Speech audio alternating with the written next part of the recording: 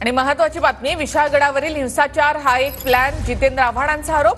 संभाजीराजेंना छत्रपती म्हणण्याचा हक्क नाही असं जितेंद्र आव्हाड यांनी म्हटलं आहे. तर विशाळगडावरचा हिंसाचार हा एक प्लॅन होता असा आरोप जितेंद्र आव्हाडांनी केलाय. भाजप म्हणतं की दंगलीचा उल्लेख पवारांनी करणं योग्य नाही. का करणं योग्य नाही?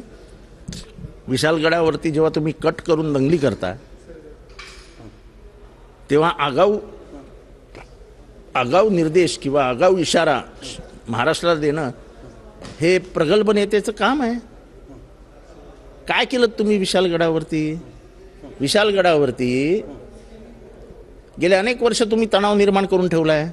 तुम्ही 20 तारखेला रायगडावरच्या नेत्यांमध्ये जे नेत्यांनी भाषणं केली त्या नेत्यांची भाषणं ऐका आणि नेत्यांच्या भाषणामध्ये विशाळगडाचा उल्लेख कसा झाला आहे हे ऐका. मग तुम्हाला समजेल की आम्ही बोलतो त्याच्यात 1% ही चूक नाही. म्हणजे पवारसाहेब बोलतायत ते योग्य आहे. योग्य आहे, एकदम योग्य आहे.